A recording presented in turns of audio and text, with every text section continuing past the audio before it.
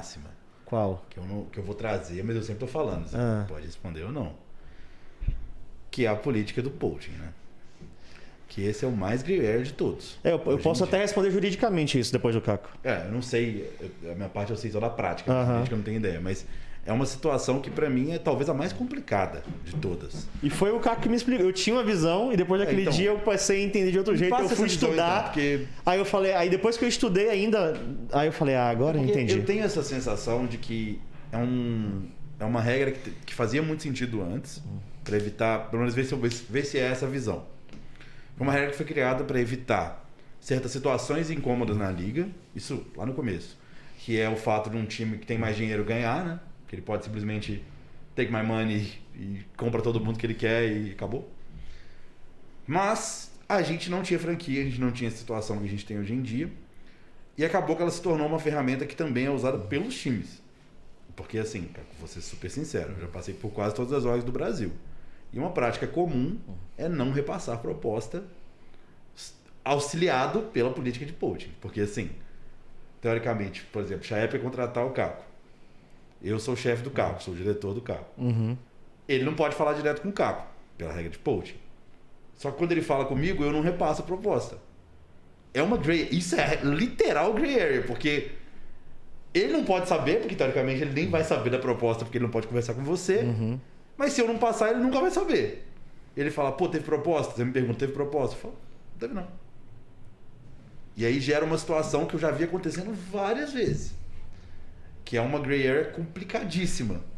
Cara, assim, eu não. Assim, eu achei até que vinham outras coisas que você ia falar do tipo. Não, do tipo, coisas que passam por um processo criminal. Um BO. Aí eu falei, agora tem que esperar sair esse troço. Isso pra mim. Eu pensei que era nessa linha. É meio que o cara criou uma regra claramente para proteger contra o abuso de quem tem muito dinheiro, mas que está sendo usada de outra forma. Então, entendeu? mas para esse ponto, assim, eu concordo com a complexidade das formas como um aliciamento pode acontecer.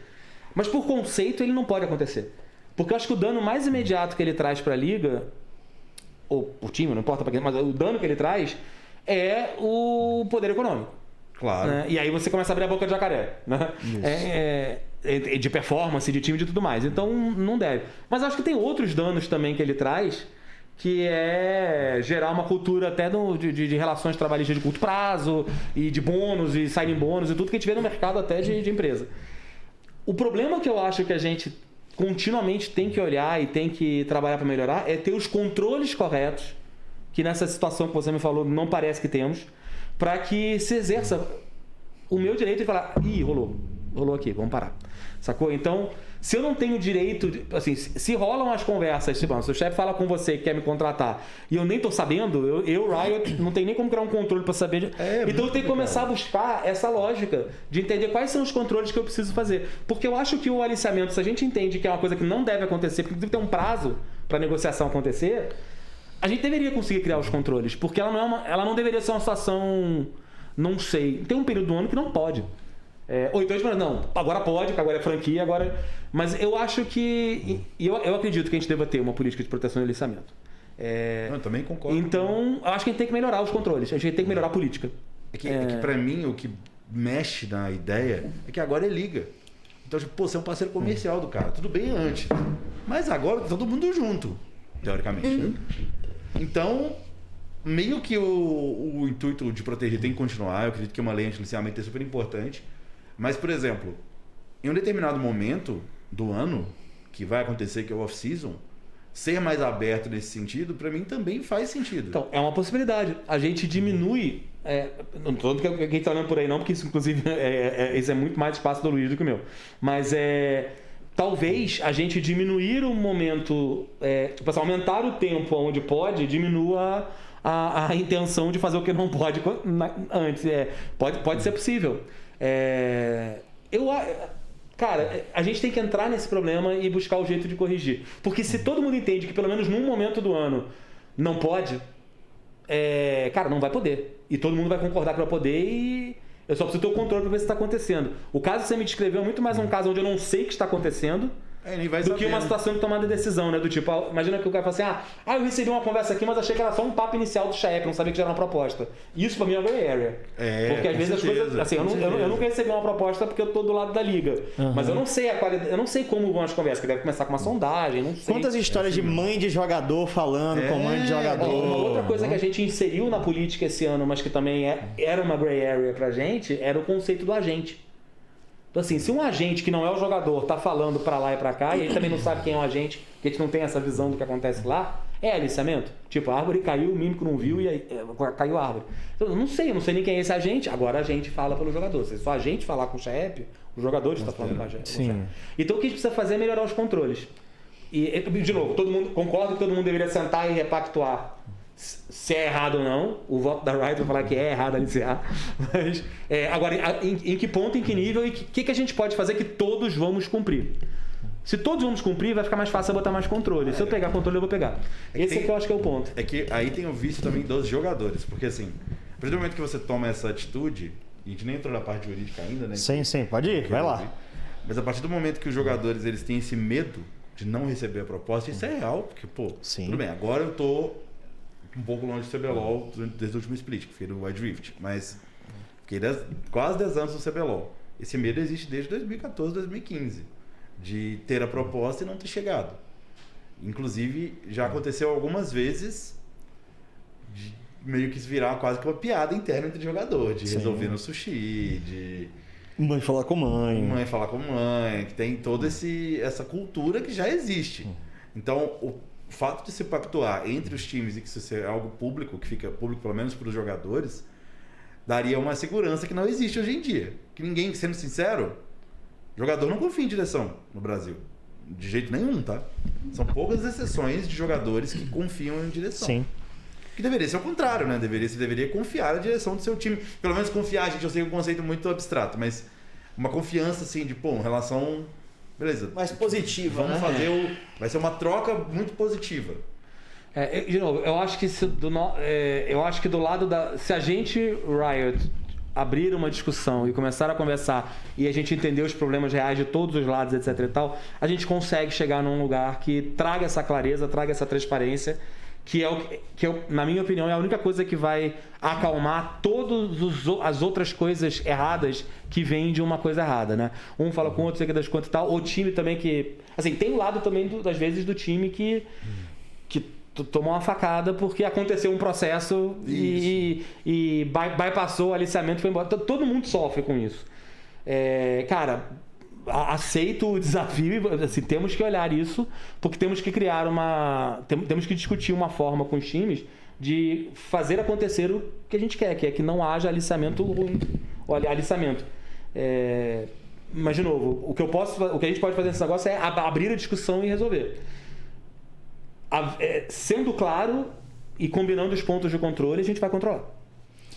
Porque assim, a parte jurídica bem rasa, assim, a Riot, apesar de todos os pesares, a Riot é uma empresa e o time é outra empresa.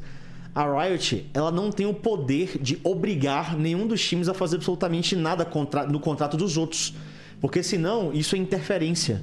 Isso é um crime que ela não pode estar cometendo. Então, o contrato do jogador com o time é uma coisa do jogador com o time. A Riot não pode chegar para o time e dizer assim: você, a partir de hoje, vai ter que fazer isso com o seu jogador. A gente só tem sugestões que a gente pode colocar, porque a gente acha que pela dinâmica do esporte, duração de contrato, não sei o quê, sugerimos esse caminho, porque o mundo muda, né? O mundo gira. Sim. Mas o que acontece no contrato é outra coisa. Por isso que o processo até do aliciamento, para a gente começar a estudar, ele precisa de uma denúncia formal do time que está sofrendo o aliciamento. Porque sem isso eu não posso agir.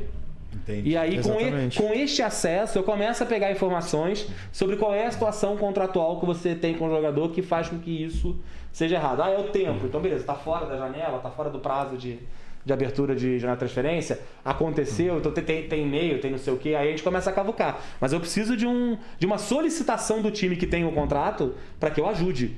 Eu não posso, de novo, eu não posso ser um polícia de de uma outra coisa, eu preciso de um reporte formal. Da queixa. E aí eu sou chamado para conversar e ajudo o time a ver e eu reforço a política que aquele time tem direito de exercer.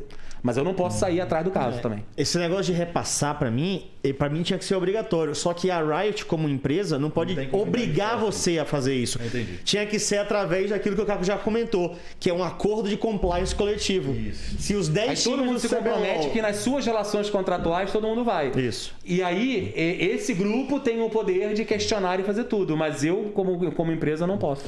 Esse é o grande ponto, sabe? Que as pessoas não enxergam direito. É a relação jurídica da parada.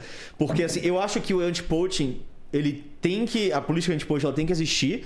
Né? O início dela, não falo nem do poaching do LoL, mas qualquer esporte, qualquer coisa que tem essa política de você não poder atravessar, ela resguarda, além dessa questão financeira, a empresa, né? Porque se você pega um cenário no início do LoL, que você pensa que você é dono de um time, que você fez um puto esforço pra botar uma grana, não sei o que lá, arriscou, aí vinha outro cara e fuder você do nada, é sacanagem. Só que agora, no momento que a gente tá, a gente tem que pensar muito no jogador também, né? Porque o jogador é uma grande vítima disso tudo. Mas o grande ponto é esse, sabe? As equipes, acima de tudo, precisam querer. Porque não adianta nada ficar dizendo Riot, você tem que cobrar, O que a Riot pode fazer é só dizendo assim, ó, na minha liga, vocês não podem aliciar. Tá? E se eu descobrir, eu vou punir. Só que eles não podem chegar pra você e dizer, então, a partir de agora o seu contrato com o jogador é assim. Isso não dá pra botar. Entendeu? Esse é o grande problema. E pro jogador é o elo mais fraco, com certeza. Sempre. Porque se a denúncia, o time pode fazer denúncia, o jogador não tem o que fazer. Ele não tem... Ele vai chegar e falar com a Riot, não me repassar a proposta. Tá, mas como é que... Não precisa, teoricamente, repassar, né? Não, inclusive, dentro das relações, existe já uma sugestão, né? Isso que eles repassem. Né? Já existe uma sugestão formal dentro da Riot, só que não pode ser obrigatório. Porque a boa vontade ou a má vontade dos times é que determina Exatamente. se vai rolar ou não, né? Exatamente. Assim, a dinâmica das relações que a gente tem tido com os times, com o grupo, né? Depois que a gente virou para a franquia, ela é extremamente mais saudável e mais aberta do que era antes. Porque havia, inclusive, um distanciamento muito maior entre a gente. Sim. E eu entendo os times entenderem, a distância também não entenderem a visão e qual é o papel da Riot nessa história. Então agora as relações estão bastante claras. Eu acho que a gente tem... Assim, situações extremas vão acontecer e situações extremas é para isso que está trabalhando um código de conduta e tudo mais. Mas assim, eu vejo que a gente hoje tem espaço para, mesmo sem apertar alguns botões, iniciar conversas que os próprios times já trazem tal coisa. Putz, não precisa ter uma cláusula de auditoria X no contrato para que os times e a gente também não venha, cara, ó, esse aqui é o meu contrato, esse aqui... Então, eu acredito nessa relação e, obviamente... nas atitudes que a gente tem de provocar algumas coisas, que alguns times têm de querer trazer problemas à mesa e discutir questões entre times na plenária, que é uma coisa que rola, e ela tá lá para isso. Então, o que for para fora a gente facilita também. Mas tem muita coisa que a gente discute todo mundo junto. Então, são as ferramentas que tem e ainda acho que elas conseguem ser efetivas. Outra dúvida sobre isso, eu não consegui uma resposta, eu até perguntei para o pessoal da Riot, eles foram inconclusivos. Já tem o plano de aplicar a política de poaching pro Wild Rift e pro Valorant ou já tá rolando? Como é que é? Vamos inserir... mas atualmente não tem, né? Não tem porque o que acontece? A gente, para ter a política... quer dizer, não tem, mas vai ter agora. Vai ter para agora. Não tinha liga. Porque não tinha liga. Então você não tem um contrato com você. O que a gente tinha era regulamento.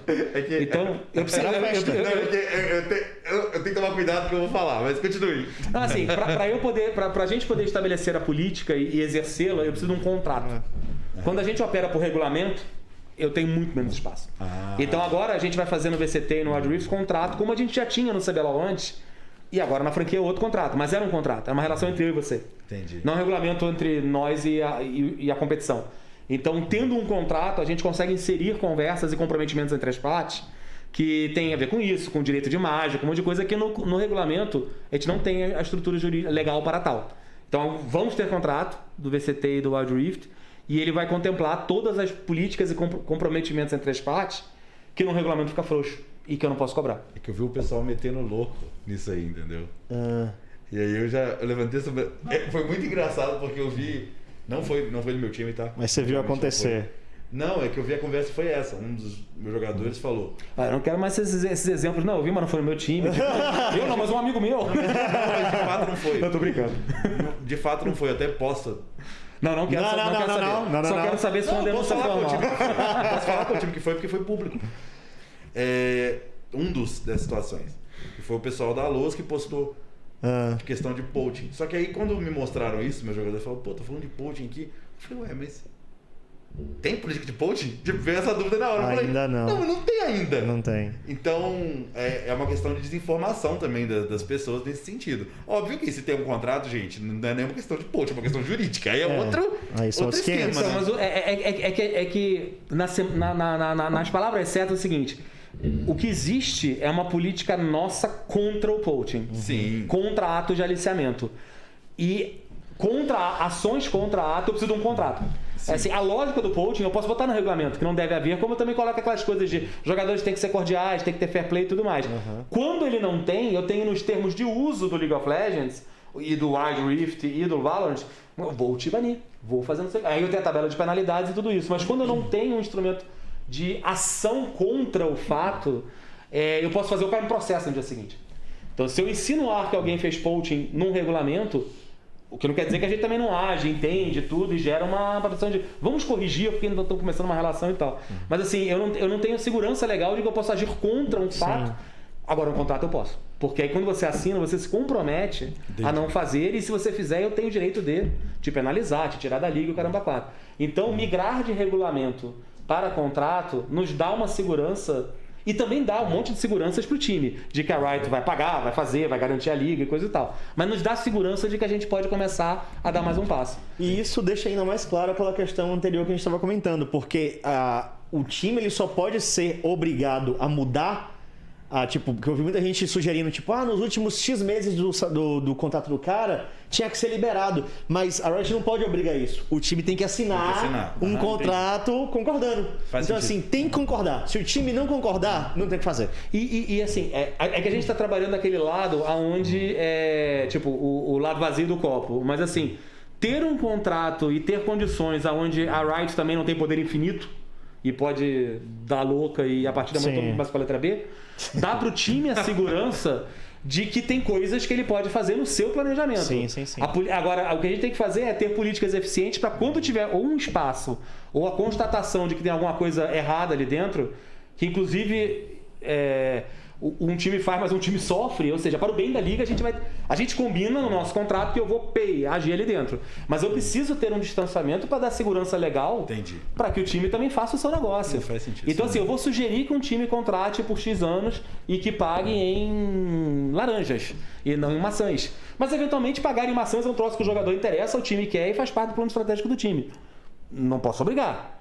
Mas se der zica com a maçã, eu posso ter um canal que, olha, você prometeu maçãs é um negócio não regulamentado, hoje vale 0 pinicas, então temos um problema aqui dentro. Sim. Entendeu? É por aí.